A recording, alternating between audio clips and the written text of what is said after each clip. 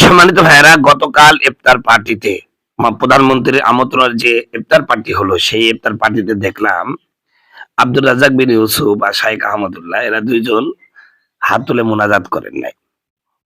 অবশ্য তারা খুব বিশাল পণ্ডিত্য দেখাইছে, যেখানে উনাদের চেয়ে বড় বড় আলেমরা হাত তুলে মোনাজাত করলেন, সেখানে আব্দুর রাজ্জাক বিন ইউসুফ, যিনি হাদিসের ইবারত পড়তে পারেন না, তিনি একটা পাণ্ডিত্য দেখাইছেন। এবং তার যারা মূর্খ অনুসারী আছে আর সারাদিন বলছে, দেখেন আব্দুর রাজ্জাক বিন ইউসুফ বেদাতের সাথে আপোষ করে না।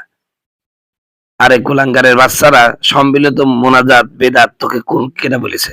তোর বাপ আব্দুর রাজ্জাক সহ বাংলাদেশের সমস্ত যত লামাজাবি শয়তান গুলো আছে প্রমাণ করতে পারবে যে সম্মিলিত মোনাজাত বেদাত? ওর আব্বার ক্ষমতা আছে? তো শাইখ আহমদুল্লাহ সহ যারা আছে, কার বাবার ক্ষমতা আছে যে সম্মিলিত মোনাজাত বেদাত প্রমাণ করতে পারবে?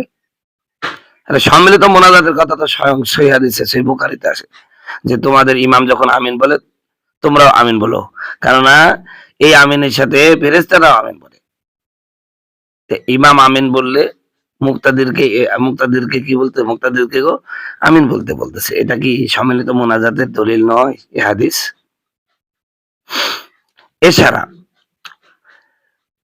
কাবা শরীফের মাননীয় ইমাম শেখ আব্দুর রহমান সুদাইসির অসংখ্য সম্মিলিত মোনাজাত আছে।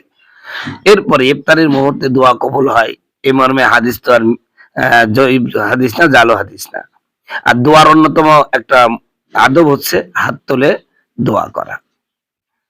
আর ওনারা এটা করলেন না। ওনার মূর্খ সার্গেট গুলো আজকে ফেসবুক গরম করে ফেলেছে।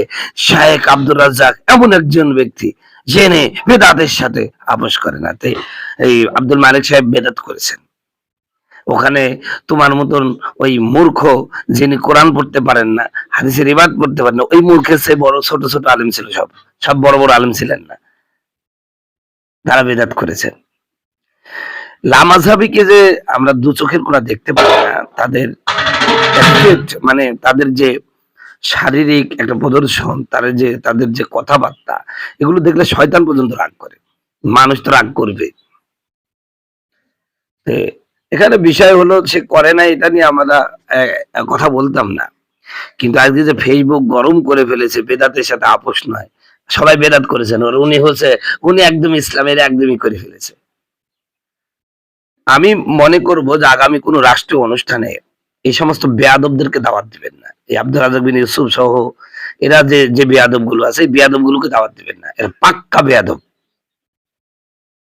এই বেয়াদব গুলো গ্যাঞ্জাম যেখানে যাবে গ্যাঞ্জাম সৃষ্টি করবে, এটাই হচ্ছে দেশের। এটার নাম আহলে মানে লামাযাবি না, এদের নাম আহলে ফিতনা হওয়াটা সবচেয়ে অধিক গ্রহণযোগ্য মনে করছে এবং অধিক সঠিক সিদ্ধান্ত হবে। এখন থেকে আমি এই লামাযাবিদের নাম দিলাম আহলে ফিতনা। এরা যেখানে যাবে ফিতনা ছাড়া এরা চলতে পারে না। ফিতনাটাই এদের হচ্ছে মূল পেশা, ফিতনা করতেই হবে এদের। এরপরে কি হলো, দাঁড়ায়নি, ঠিক আছে, এটা ঠিক আছে, তবে দাঁড়ানোর ব্যাপার, দাঁড়াতে না দাঁড়িয়েও যে প্রধানমন্ত্রী আসলো, তাকে দাঁড়িয়ে কুলাকুলি বুকে জড়িয়ে ধরতে পারতেন, কিন্তু সুন্নাহ, এটা সুন্নাহ। বুকে ধরে জড়িয়ে ধরতেন। এমনি দাঁড়ানো এটা সম্মান জানানো, কিন্তু একজনকে দাঁড়িয়ে, উনি আসছেন, আপনি তাকে দেখে আপনি এক পা এগিয়ে গেলেন, এগিয়ে গিয়ে তাকে বুকে জড়িয়ে ধরলেন, এটা তো আর নাজায়েজ ছিল না। আর এটা হচ্ছে হাদিসের খেলাফ ছিল না। বরং আরো আন্তরিকতা হতো যে না, আলেম ওলামা আমাকে ভালোবাসতেছে। আরে ওরা জেনারেল মানুষ, আপনাকে সম্মান দিচ্ছে, আপনি তাকে সম্মান দিবেন না কেন? তো আমি এটা সমালোচনা করব না, কারণ একজনকে দেখে দাঁড়িয়ে যেতে হবে, এটা আমি মানে এই মতের উপর না। তবে ভালোবাসার জন্য তাদেরকে কোলাকুলি করা তার সাথে, এটা কিন্তু ঠিক ছিল। উনি দাঁড়িয়ে তার সাথে কোলাকুলি করতে পারতেন। কিন্তু ওই যে বেয়াদব তো কিন্তু ভালো হয় না। বেয়াদবিটা করাটাই হচ্ছে সঠিক হলো বিষয় মনে করে থাকে। এই জন্যই বিষয়। তো দুঃখিত, অনেক কথা বলে ফেললাম, কিছু মনে করবেন না। সঠিক কথাটা বলে ফেলি। আমার রাগ হচ্ছে এখানে যে এই আব্দুর রাজ্জাক বিন ইউসুফ এবং তাদের চেলা চামুন্ডা যারা আছে, তারা ফেসবুক গরম করে ফেলেছে যে বেদাতের সাথে আপোষ নাই। সম্মিলিত ভাবে বেদাত, এটা লামাজাবিদেরকে আমি ওপেন চ্যালেঞ্জ করলাম। লামা কোনো মায়ের বেটা যদি থেকে থাকে যে আমার সাথে বসুক, যে সম্মিলিত মোনাজাত বেদাত প্রমাণ করে দিই। যদি প্রমাণ করতে পারে জাতির সামনে কথা বলবো না ইনশাআল্লাহ।